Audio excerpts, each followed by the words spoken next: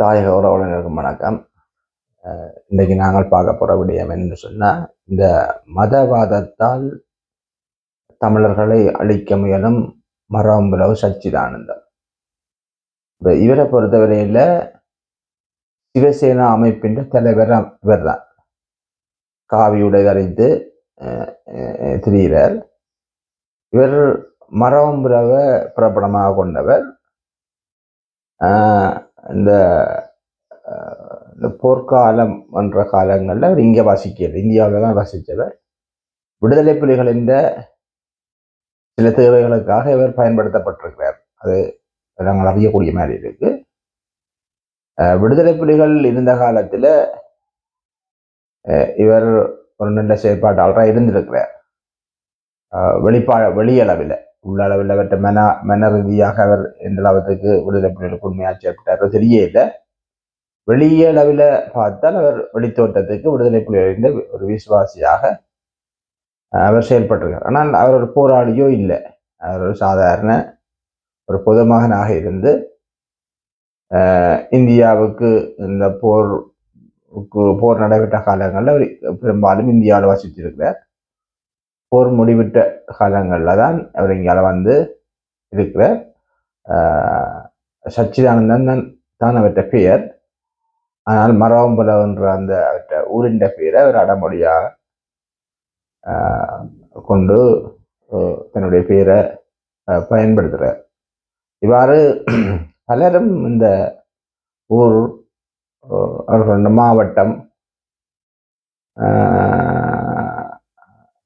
மாவட்டங்களை இந்த கிராமங்களோட பேரை தங்களோட பேருக்கு முன்னால் ஒரு அடமொழியா போட்டு பயன்படுத்துகிற ஒரு வளமை உண்டு. அண்மை காலமாக கொஞ்சம் கூடியிருக்குன்னு தான் சொல்லணும். அவர்கள் எல்லாம் நல்லவர்கள் என்று சொல்கிற அளவுக்கு நாங்கள் அந்த அப்படி பாக்கியக்குள்ள பெரிய அளவில் பாக்கியக்குள்ள அந்த ஊர்களுக்கு முன்னால் ஊர்கள் தங்களோட பேர்களுக்கு முன்னால் ஊர்கள் மாவட்டங்கள இடங்களின் அந்த பேர்களை அடமொழியாக பாவிக்கிற ஆட்கள் எல்லாரும் நல்லவர்கள் என்று சொல்ல முடியாத அளவுக்கு அவர்களுடைய செயல்பாடுகள் அண்மை காலமாக அமைஞ்சிருக்கு. அப்படி பார்க்க போய்க்க நாங்கள் சில பேர்களை சொல்லலாம்.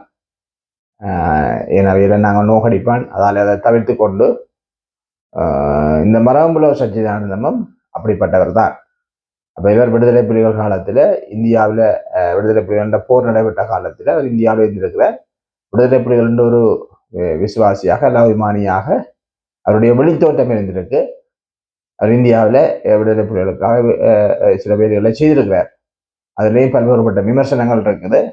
பிற்காலத்தில் இவர்கள் இந்தியாண்ட ஒரு கைக்கூலிகளாக மாற்றப்பட்டார்கள் என்றதுக்குமான நம்பத்தகுந்த ஆதாரங்களும் இருக்குது.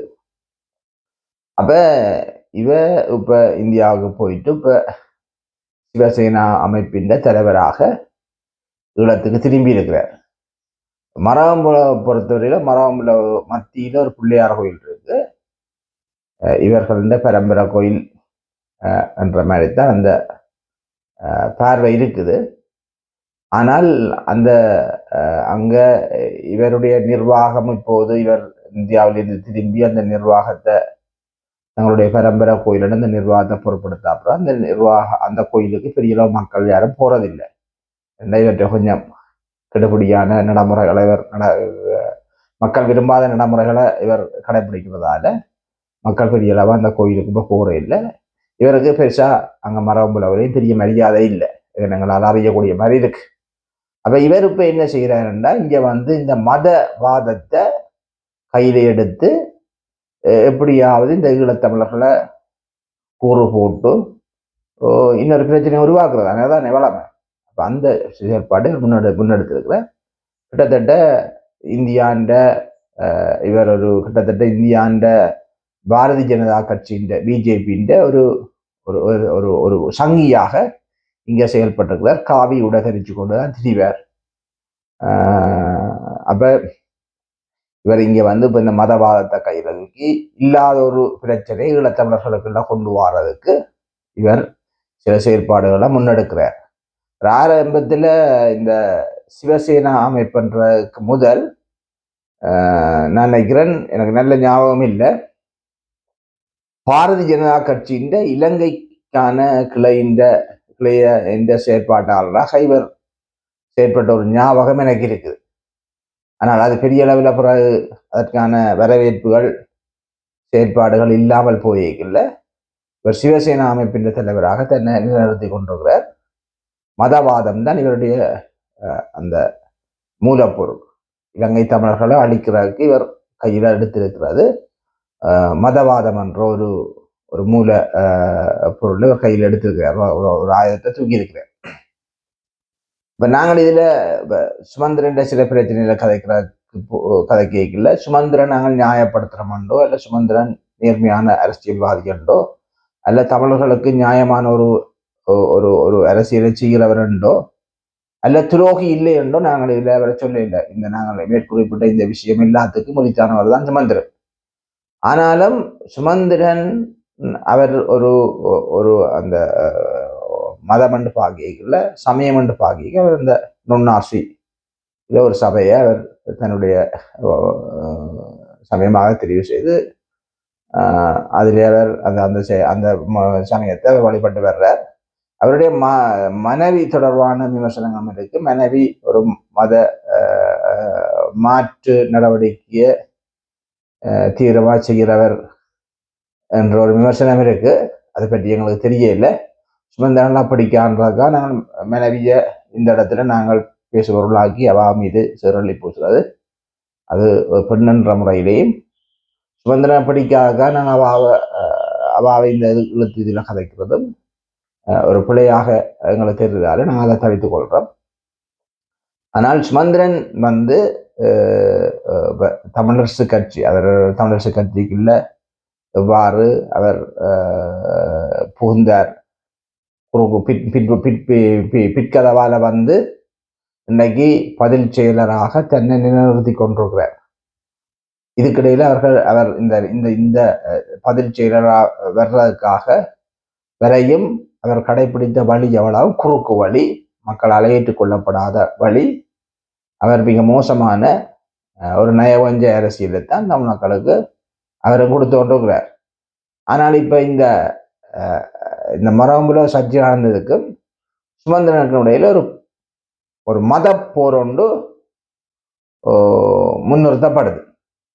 எப்படி என்று சொன்னா, சுமந்திரன் இந்த தமிழரசு கட்சிக்கு மதவாதத்தை அடிப்படையாக கொண்டுதான் அங்க சில நபரை தன்னுடைய எதிர்ப்பு அதிகாரத்தை பயன்படுத்தி அல்லது அங்க உள்ள விதிமுறைகளுக்கு மாறாக அவர்கள் மீது ஒரு கடுமையான நடவடிக்கைகளை எடுக்கிறார். அதால அவர்கள் அந்த ஒரு ஒரு முறையாக அதுக்குள்ளே அவர்கள் வஞ்சிக்கப்படுகிறார்கள், அவர்களுடைய பதவிகள் பறிக்கப்படுது, அவர்கள் அந்த கட்சியிலிருந்து ஒதுக்கப்படுறார்கள், அந்த கட்சியிலிருந்து வெளியேற்றப்படுகிறார்கள் என்ற ஒரு வாதத்தை இவர் மரபுல சச்சியானந்தம் வைக்கிறார். ஏனென்றால் சுமந்திரன் ஒரு கிறிஸ்தவ ஒரு சமய வழிபாட்டை செய்கிறதால ஏனைய சைவ சமய செயற்பாட்டாளர்கள் அல்லது அந்த சைவ சமயத்தை பின்பற்ற அந்த சமயத்து குறித்தானவர்கள் எல்லாத்தையும் ஒதுக்குறார் என்ற அந்த ஒரு வாதத்தை முன்வைக்கிறார். நான் நைக்கல சுமந்திரன் ஒரு பிள்ளையான ஆளாக இருந்தாலும் அவர் ஒரு மதவாதியாக இந்த இடத்துல செயல்படுறதாக எங்களுக்கு எந்த பதிவுகளும் இல்லை. பெரும்பாலும் யாழ்ப்பாணத்தை பொறுத்தவரையில் யாழ்ப்பாணத்தில் பெரும்பாலும் சமயம் என்று பார்க்கல சைவ சமய நபர்கள் தான் கூட இருக்கிறார்கள். அந்த அடிப்படையில் யாழ்ப்பாணத்தில் தமிழரசு கட்சியின் அங்கத்துவம் வைக்கிறார்களும் பெரும்பாலும் சைவ சமயத்தை சேர்ந்தவர்களாக இருப்பார்கள்.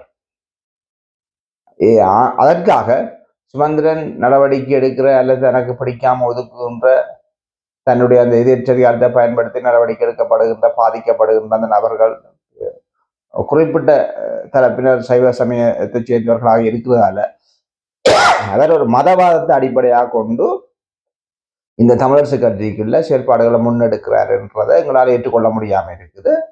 ஆனால் பாதிக்கப்பட்டவர்கள் பெரும்பாலும் சைவ சமயத்தவர்களாக இருக்கிறார். அது மதம் சஞ்சியானந்தம் பெரிய ஒரு பட்டியலை வாசிக்கிறார். அதுல சைவ சமயத்தை சேர்ந்தவர்கள் அதில் அவற்றை பட்டியலுக்கு இருக்கிறார்கள். ஆனால் கிறிஸ்தவ சமயத்தை சேர்ந்தவர்கள் யாராவது பாதிக்கப்பட்டிருக்கிறார்களா அல்ல பாதிக்கப்படவில்லையான்றதுக்குள்ள எங்களுக்கு அந்த புள்ளி விவரங்களுக்கு எங்கள்கிட்ட இல்லாது. அவர் மனமுள்ள சச்சிதானந்தம் வெளியிட்ட அந்த பட்டியலாளர் எங்களுக்கு சைவ சமயத்தை சேர்ந்தவர்கள் இவ்வளவு பேர் பாதிக்கப்பட்டிருக்கிறார்கள் தெரியுது. அவர் திட்டமிட்டு கிறிஸ்தவ சமயத்தை சேர்ந்தவர்களை அதுல அந்த தன்னை பட்டியலுக்கு கொண்டராமல் முழுமையாகவே சைவ சமயத்தை சேர்ந்தவர்களை அந்த பட்டியலுக்கு கொண்டு வந்து அந்த பட்டியலை தயாரித்து அதை வெளிப்படுத்தி இருக்கிறாரு தெரியல. அவருடைய அந்த ஆயுதம் மதம் தான். ஆகவே அந்த சமயத்தை இரண்டாக கூறு போடணும் என்று சொன்ன அவர் அவர் அவர் இந்த சுமந்திரன் பிரச்சனையும் இப்ப அண்மையில முன் வச்சிருக்கிறார். ஆனா இதுக்கு நீண்ட காலங்களுக்கு முதலே அவர் மதவாதியாகத்தான் செயல்பட்டு வருகின்றார் என்பது எங்களுக்கு மிக தெளிவாக தெரிஞ்ச விஷயம். அவை இப்போது அவர் சுமந்திரன் மீது சேறு பூச்சிருக்கிறார். ஸ்ரீதரன் உட்பட பல நபர்கள் சைவ சமயத்தை சேர்ந்தவர்கள் இந்த தமிழரசு கட்சியில சுமந்திரன் செயல்பாட்டால சுமந்திரன் கிறிஸ்தவர்களை மையப்படுத்தி செயல்பாட்டை முன்னெடுக்கணும், தமிழரசு கட்சியை முற்றுமுழுதாக கிறிஸ்தவ ஒரு சமயம் சார்ந்த ஒரு கட்சியாக மாற்றணும் என்றதுக்காக அவர் தெரிவு செய்யப்பட்டு பல சைவ சமயத்தை சார்ந்தவர்கள் மீது நடவடிக்கை எடுத்து அவர் அந்த கட்சியிலிருந்து திட்டவட்டமாக வெளியேற்றுகின்றார் என்பதை முதன்மைப்படுத்தி கதைத்திருந்தார். இதை கதைக்கிறதுக்கு சச்சிதானந்தத்துக்கு உண்மையில என்ன அருகதை இருக்கு என்றதான் எங்களுடைய கேள்வி. இந்த சச்சிதானந்தமே முழு மதவாதி, இனவாதி, என்ன சொல்லி அந்த மதத்தை மூலதனமாக கொண்டு எங்களுடைய இனத்தை கூறு போட வலிக்கிற ஒருத்தர் சச்சிதானந்தன். ஆனால் எங்களுக்கு வெளிப்படையா தெரிஞ்ச அளவில் நாங்கள் அவதானிச்ச அளவில் நாங்களும் ஒரு ஒரு மனிதரை பார்க்கின்ற போது அவருடைய செயற்பாடுகளை பார்க்கின்ற போது நாங்கள் சும்மா ஒரு விஷயத்தை மட்டும் கருத்துல கொண்டு அவர் நல்லவர் கெட்டவர் என்றதை நாங்கள் மதிப்பீடு செய்யவில்லை. நாங்கள் சாதாரணமாக பார்க்கல எங்களுக்கு அவருடைய செயல்பாடுகளை பற்றி சகல விஷயங்களையும் நாங்கள் பார்க்கக்கூடிய மாதிரி இருக்கும். அது சாதாரண ஒரு பார்வைக்கும் அது தெரியும். இந்த சச்சிதானந்தத்தை நாங்கள் நீண்ட காலத்துக்கு முதல் இனங்கண்ட மாதிரி ஒரு சமய ஒரு மத ஆயுதத்தை கையில தூக்கி இந்த தமிழ் சமூகத்தை கூறு போடணும் வெளிக்கிட்டதை நாங்கள் சச்சிதானந்தத்தை ஏலவே நாங்கள் அடையாளம் கண்ட மாதிரி இந்த சுமந்திரனை நாங்கள் அடையாளம் காண இல்லை. சுமந்திரனை எப்படி அடையாளம் கண்டோம்னா, சுமந்திரன் ஒரு தமிழ் தேசியத்தை அளிக்கிறார். அவர் ஒரு சிங்கள இனத்துக்கு சார்பாக நடக்கிறார். சர்வதேசத்தின் அஜெண்டாவை இங்க நடைமுறைப்படுத்துறதுக்காக அவர்களும் சார்பாக செயல் திட்டங்களை இங்கே கொண்டு வர்றார் என்ற மாதிரியான ஒரு ஒரு ஒரு ஒரு துரோகத்தனமான அரசியலை, தமிழ் மக்கள் விரும்பாத ஒரு அரசியலை ஏதோ ஒரு விதமாக தண்ட புத்திசாலித்தனத்தை பயன்படுத்தி அதை நியாயப்படுத்தி தான் தமிழர்கள் மத்தியில தவிர்க்கப்பட முடியாத ஒரு அரசியல்வாதியாக இருக்கிறன்றத மேம்போக்கான தமிழர்கள் பார்க்கக்கூடிய அளவுக்கு அவர் தன்னுடைய செயற்பாடுகளை செய்து ஒரு தமிழர்கள் விரும்பாத ஒரு அரசியலை முன்னெடுக்கிறார் என்றதை நாங்கள் நாங்கள் சுமந்திரன். ஆனால் இதுவரை அவற்றை செயற்பாடுகளில் நாங்கள் அவர் ஒரு மதவாதியாக நாங்கள் இந்த கட்சி செயற்பாட்டுக்கு அரசியல் செயற்பாட்டுக்காக காண இல்லை. ஆனால் இவர் சொல்றார் அவர் ஒரு அந்த மதவாதத்தை மத மாற்றத்தை முன்னெடுக்கின்ற ஒரு சமயத்தினுடைய செயற்பாட்டாளராக இருக்கிறார். அவருடைய மனைவியின் பேர்ல நியாயமான காசுகள் வந்த போது அவர் பெரிய ஒரு சர்வதேச ஏஜெண்டாக இருந்து ஒரு மத மாற்றத்தை உண்டு பண்ணுகிற ஒரு நபராக இருக்கிறார் என்பது அவர் முன்வைக்கின்ற குற்றச்சாட்டுகள். அவருடைய சில தனிப்பட்ட வாழ்க்கையில சில விட உண்மையாகவும் இருக்கலாம், அவங்களுக்கு அது தெரியல. ஆனால் இந்த வடகிழக்குல அவர் செய்கிற அரசியல்ல அது பிரதிபலிக்கவே இல்லை. ஒரு காலமும் நாங்கள் அதை வடிவாக எங்களால் அவதானிச்சு பார்க்கக்கூடிய மாதிரி இருக்குது. ஆனால் இதே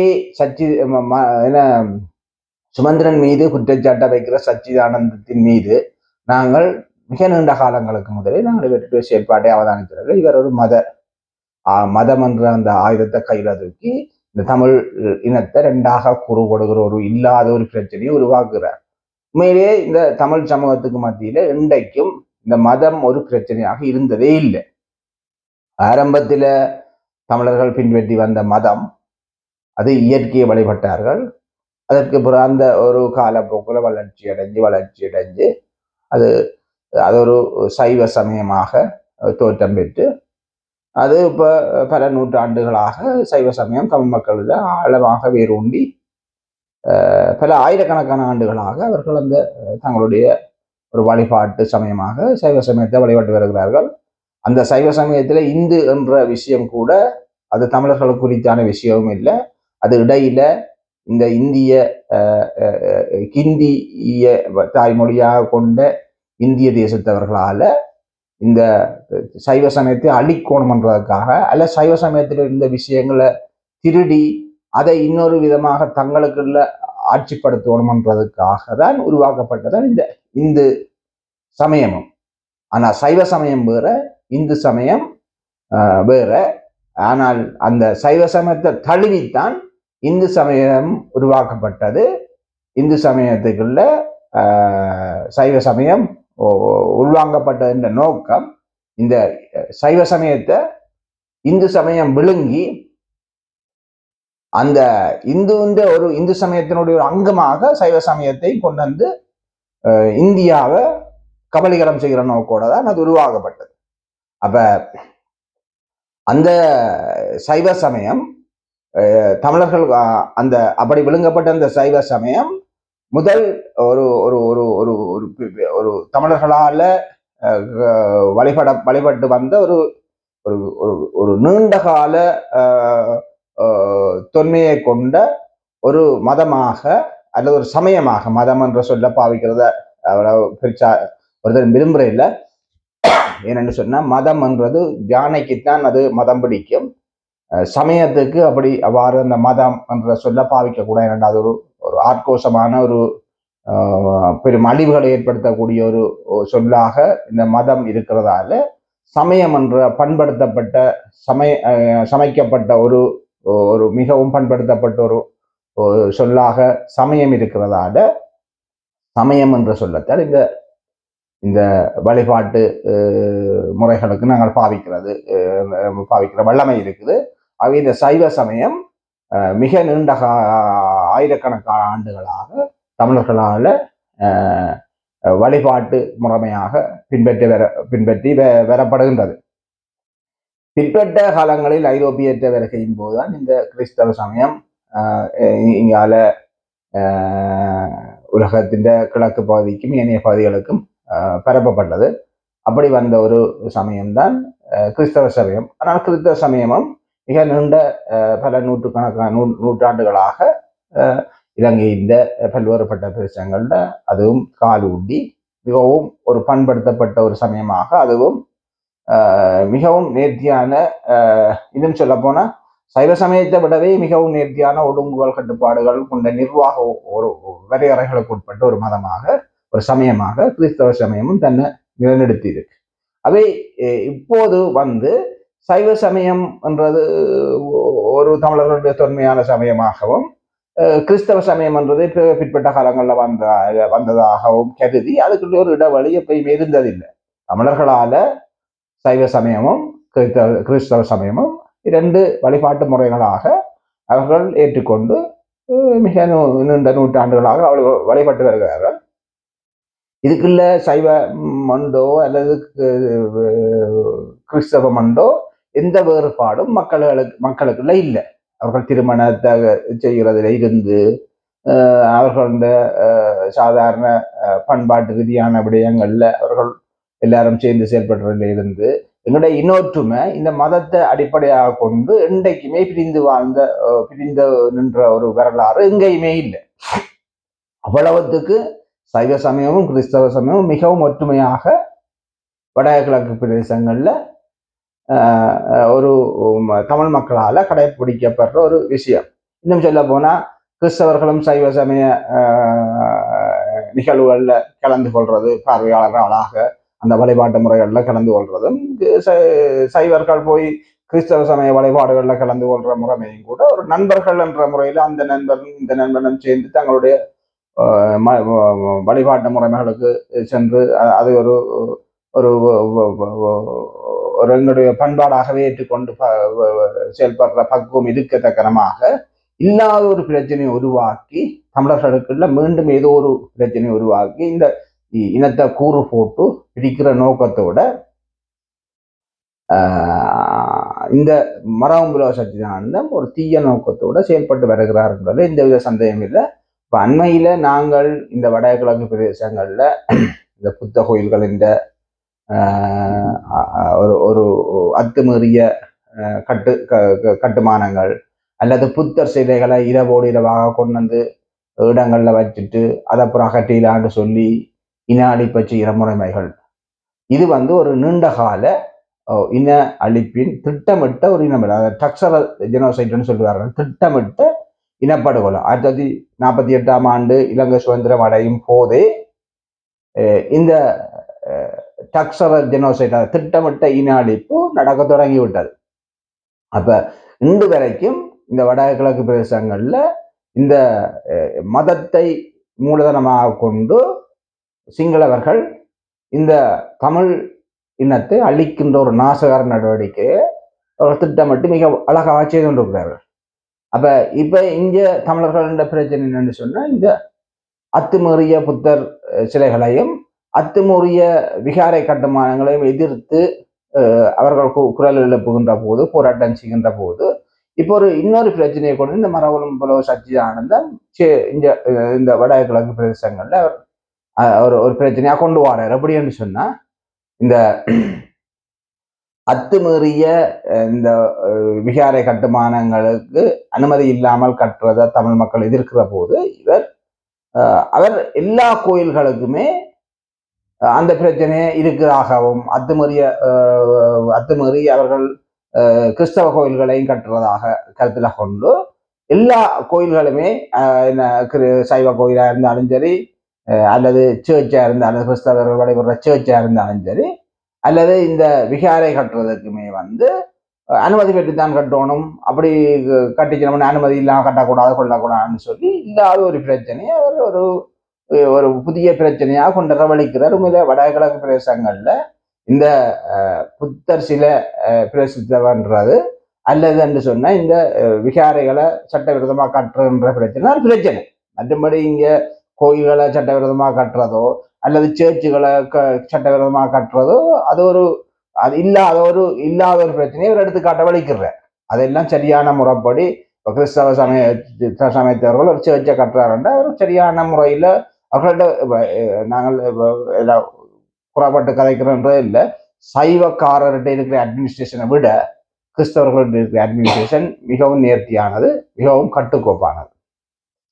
ஏன்னா எங்களுக்கு அந்த அந்த முறைமை வடிவா தெரியும். அங்க ரோமில இருக்கிற பாப்புலர்ல இருந்து அது ஒரு அந்த ஒரு நிர்வாக ஒரு அழகு ஒரு நடைமுறை உண்டு. அவர்கள் இங்க எல்லா இடங்கள் கிராமங்கள்ல இருக்கிற ஒரு சேர்ச் வரைக்கும் அவர்களுடைய சமயத்தை சரியான நிர்வகிப்புகளை வச்சிருக்கிறார்கள். அப்படி நான் நினைக்கல சைவ சமயத்திட்டு அப்படி ஒரு முறைமை இருக்குன்னு நான் நினைக்கல. சைவ சமயம் அதுக்காக நான் எந்த விதத்திலையும் நான் அதை குறைச்சு மதிப்பிடுறதுன்றது இல்லை. அவர்கள்ட்ட ஒரு நிர்வாக ஒரு இறுக்கமான நிர்வாக அழகு கொண்டு அவர்கள் தனித்துவமாக அவர்கள் அந்த ஓமிலே இருந்து இந்த கீழ்மட்ட கிராமம் வரைக்கும் வச்சிருக்காரு. அப்படி இருக்கிறவர்கள் நிச்சயமாக அது கடந்த காலங்களில் சில தவறுகள் நடந்திருக்கலாம் பல நூற்றாண்டுகளுக்கு முதல். ஆனால் இப்போது மிகவும் அழகாக அவர்கள் கிறிஸ்தவ ஒரு சேர்ச்சை கட்டுறார்கள். நிச்சயமாக அவர்கள் சட்டவிரோதமாக அதை கட்ட மாட்டார்கள். அது சரியான முறையில் அனுமதி எடுத்து அதற்கான வரையறைகளை கூடாது அவர்கள் கட்டுவார்கள். அதே மாதிரி தான் சைவ கோயில்களும் அப்படித்தான் கட்டப்படும். அது சும்மா அங்கே எங்களோட கிராமத்துல குல தெய்வங்களை நாங்கள் வச்சு வழிபடுற மாதிரி வீட்டுக்கு நாங்கள் கோயில்கள் வச்சு அப்படி வழிபடுறதற்கு சில இந்த நடைமுறை தேவையில்லாத நடைமுறையா இருக்கும். அதாலே அவர்கள் கடைப்பிடிக்க அமல் இருக்கலாமே ஒழிய, மற்றபடி அவர்கள் ஒரு பொது இடத்துல ஒரு கோயிலை கட்ட போறாங்கன்னா அதற்கு சரியான ஒரு சட்டத்துல இந்த மாதிரியான விதிமுறைகள் ஒழுங்குகள் இருக்கோ அதற்கூடாதான் அந்த கோயில்களையும் அவர்கள் கட்டுவார். ஆனால் இந்த சச்சிதானந்தம் இப்ப எங்களுக்கு இருக்கிற பிரச்சனை என்னன்னா, இந்த புத்தர் விகாரைகளை கட்டுறது சட்டவிரோதமாக கட்டுறது, தையிட்டி விகாரை, இவ்வாறான விகாரைகள் இந்த குருந்தூர்ல வெடுக்குநாரை மலையில மற்ற திருவோணமலையில பல விகாரைகள் காணி அபகரிக்கிற இந்த விஷயங்கள், மற்றது அம்பாறை மட்டக்களப்பு போன்ற இடங்கள்ல ஏற்படுதுன்னு இந்த புத்தர் சிலைகளை திடீரென்று வைக்கிறதும் மற்றது விகாரைகளை கண்டபடி கட்டுறதும் என்றதான் தமிழ் மக்கள் எதிர்கொள்கின்ற பேரபாயம். இந்த அபாயம் நடந்து கொண்டிருக்கிறதுக்கணுமா இவர் புதுசா ஒரு பிரச்சனையை கொண்டு வர்றார். இந்த சைவ கோயில்கள் கிறிஸ்தவ கோயில்களுக்கும் இவ்வாறான நடைமுறை இருப்பது போன்ற ஒரு நடைமுறையை காட்டி இவர் இந்த சிங்கள அவர்களால நாங்கள் எதிர்கொள்கின்ற இந்த புத்தர் சிலை புத்தர் சிலை விவகாரத்தையும் இங்கே மற்றது விகாரைகள் கட்ட அந்த அத்துமீறிய கட்டுமானத்தை நியாயப்படுத்த வழிவிடுவது போல இவருடைய செயல்பாடுகள் கருத்துப்பட இவருடைய பேச்சுக்கள் அதை பிரதிபலிக்கக்கூடிய மாதிரி இருக்குது. அண்மையில இந்த ஐபிசியில நினைக்கிறேன், ஐபிசியில தமிழரசு இந்த பிரச்சனையை முன்னிறுத்தி அவருக்கு எப்போதும் ஸ்ரீதரனுக்கு ஆதரவாக கதைக்கிறேன்னு சொன்னா தமிழரசுக்கு பெரிய வெறும்பாக்கி அவர் கிடைச்ச மாதிரி அதே நேரத்தில் சுமந்திரனை எதிர்த்து கதைக்கிறேன்னு சொன்னா அவருக்கு பெரிய அல்வா கிடைச்ச மாதிரி. அப்ப இந்த பிரச்சனைய மரமுல சச்சிதானந்தம் முன்னிறுத்தி சுமந்திரன் ஒரு மதவாதத்தை அடிப்படையாக கொண்டுதான் தமிழரசு கட்சிக்குள்ள பல நபர்களோ ஒதுக்கி கொண்டிருக்கிறார், வெளியேற்றி கொண்டிருக்கிறார்ன்றத அவர் கதைச்சு அவர் ஸ்ரீதரிலிருந்து சில நபர்களை அவர் பட்டியலிட்ட போது அதை ஒரு பெரிய விஷயமாக தூக்கி கொண்டு உடனே தமிழரசு தன்னுடைய யூடியூப் சேனல்ல அதை பெரிய விஷயமா சொல்லி இவர் ஒரு விடுதலை புலிகள் என்ற பெயர் பெரிய நம்பிக்கைக்குரியவர், இவர் மிகவும் தேறிய ஒரு மனிதர், மிகவும் பொது விடயங்கள்ல அனுபவம் மிக்கவர் என்று சொல்லி அவர் உண்மையில அந்த ஒரு விஷயத்துக்காக சுமந்திரனுக்கு எதிராக கதைக்கிறார் என்றதற்காகவும் ஸ்ரீதரனுக்கு ஆதரவாக கதைக்கிறார் என்றதையும் கருத்துல கொண்டு இல்லாத ஒரு மனிதனுக்குள்ள இல்லாத ஒரு முக்கியத்துவத்தை அவரை கொடுத்து அவர் செய்கின்ற இந்த எதிர்காலத்துல அவர் இந்த மதத்தை மூலதனமாக கொண்டு ஆயுதமாக பாவிச்சு இந்த தமிழ் சமூகத்தை துண்டு போட வலிக்கிறார், இல்லாத ஒரு பிரச்சனையை உருவாக்க வலிக்கிற அந்த விஷயத்துக்கு இவர் வலுப்படுத்தி அவரை பெரியாளாக்கி அவருடைய கையில சும்மா இருந்தவற்ற கையில அவருக்கு இல்லாத பெருமை எல்லாத்தையும் சேர்த்து அவர் கடந்த காலங்கள்ல எதிர்காலங்கள்ல அவர் செய்ய போற இந்த இனவிரோத செயல்பாடுகளுக்கும் அவர் ஒரு ஊக்குவிப்பாகவும் ஒரு பெருமைக்குரியவராகவும் அவரை காட்டி அவருக்கு ஒரு இல்லாத முக்கியத்துவத்தை கொடுத்து அவரை ஒரு பெரியாளாக்கி அவர் செய்ய போற எதிர்காலத்துல செய்ய போற இந்த நாசகார நடவடிக்கைக்கு துணை போறதாக இந்த தமிழரசு கட்சி தமிழரசு என்றவற்றை அந்த நிகழ்ச்சி அமைஞ்சது என்பதையும் நாங்கள் இங்கே சுட்டிக்காட்ட விளைக்கிறோம். எனவே இந்த மரபுலோ சச்சிதானந்தம் ஒரு ஒரு ஒரு தமிழ் சமூகத்தால வெறுத்து ஒதுக்கப்படக்கூடிய ஒருவராகத்தான் கொள்ளப்பட வேண்டும். அவர் எந்த விதத்திலும் ஒரு சமூகத்தில முக்கியமானவர் அல்ல.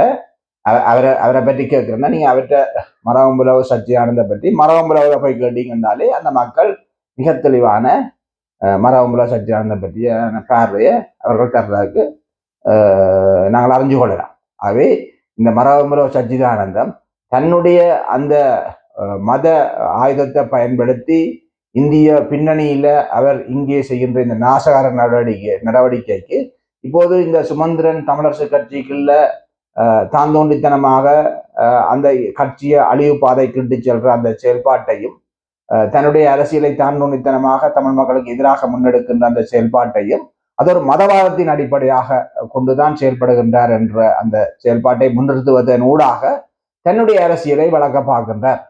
இதை தெளிவாக எங்களுடைய மக்கள் புரிந்து கொள்ளணும். அவை மரபுலவு சச்சிதானந்தம் ஒன்றும் முற்போக்குத்தரமான ஆளும் இல்லை. அவர் சுதந்திரனை ஒரு மதவாதியாக அந்த மத மாற்றும் நபராக காட்டுறதுக்கு அவர் ஒரு ஜோக்கியமான கௌரவமான ஆளும் இல்லை என்பதுதான் எங்களுடைய கருத்து. எனவே இந்த விடயத்தை கருத்தில் கொண்டு எங்களுடைய சமூகத்துக்குள்ள இல்லாத ஒரு மதவாதத்தை நாங்கள் உண்டு பண்ணிடக்கூடாது. இந்த விஷயத்தை எங்களுடைய மக்கள் சுமந்திரனுடைய ஸ்ரீதரனுடைய அல்லது பிரச்சனையாக கருத்தில் கொள்ளாமல் இது ஒரு புதுவிதமான ஒரு பிரச்சனையை கொண்டுறதுக்கு சச்சிதானந்தம் மரபுல சச்சிதானந்தம் வழிகிட்டு இருக்கிறார். அவை இது சச்சிதானந்தத்தில் தனிப்பட்ட பிரச்சனையாக பார்த்து இந்த மதவாதத்தை நாங்கள் எங்களுடைய சமூகத்துக்குள்ள முன்னைய காலங்களில் இல்லாத ஒரு பிரச்சனையை நாங்கள் இப்போது உண்டு பண்ணுவதற்கு இந்த சுமந்திரன் ஸ்ரீதரன் பிரச்சனை அல்லது தமிழரசு கட்சிக்கு இருக்கிற பிரச்சனையை ஒரு மதவாத பிரச்சனையாக காட்டி நாங்கள் காட்டுவதற்கு மகமுல்லா சச்சியானந்துக்கு இடம் அளிக்கக்கூடாது. ஆனால் அதே நேரத்தில் இந்த இலங்கை தமிழரசு கட்சியின் அந்த அந்த அந்த தாந்தோண்டித்தனமான சுமந்திரன் செயல்பாடுகளும் ஸ்ரீதரன் அந்த பதவி மோகத்தால் ஸ்ரீதரன் செய்கிற செயல்பாடுகளும் அது அவர்களுடைய அந்த என்ன செயல்பாட்டின் அடிப்படையில இருக்குதோ அந்த அடிப்படையில நாங்கள் பார்த்து அதற்கான பிரச்சனையை தீர்க்கணும். இப்ப சுமந்திரன் செய்கிறது தமிழரசு கட்சிக்கு மிக தாந்தோண்டித்தனமான செயல்பாடுகள். அதே நேரத்தில் ஸ்ரீதரனும் தன்னுடைய பதவியை அடிப்படையாக கொண்டு கடந்த காலங்களில் பல காலங்களை அதற்காகவே செலவழிச்சு கொண்டிருப்பேன். ஆகவே இது ஒரு தமிழ் மக்களுக்கு வேண்டாத ஒரு செயல்பாடும் ஒரு காலமும் என்றதுல எங்களுக்கு மாற்று கருத்து இல்லை. ஆனால் அந்த பிரச்சனையானவனும் இது சச்சிதானந்த மடமாத்தி தன்னுடைய அரசியலை முன்னெடுப்பதற்கான ஒரு களமாக அதை பயன்படுத்த வலிக்கிறார் என்பதுதான் இங்கே நாங்கள் ஆழமாக கவனித்து பிரச்சனையை கையாளணும். எங்களுடைய பார்வைகள் மிக தெளிவாக ஒரு பரந்துபட்டு இருந்தால்தான் நாங்கள் இந்த வரப்போற இந்த சச்சிதானந்தம் முன்னெடுக்கின்ற இந்த மதவாதம் என்ற அந்த பேரபாயத்திலிருந்து எங்களுடைய இனம் மிக லாபகமாக அந்த அந்த அந்த சாக்கடைக்கு விழாமல் அதிலிருந்து நாங்கள் எவ்வாறு எங்களுடைய அந்த தமிழ் சமூகம் பின்பற்றுகின்ற சைவ சமயத்தையும் கிறிஸ்தவ சமயத்தையும் பாதுகாத்து எங்களுடைய வழிபாடுகளை நாங்கள் ஆரோக்கியமானதாக முன்னெடுத்து செல்லலாம். நன்றி. மக்களுடன் போராளிகள், மக்களுக்காக போராளிகள்.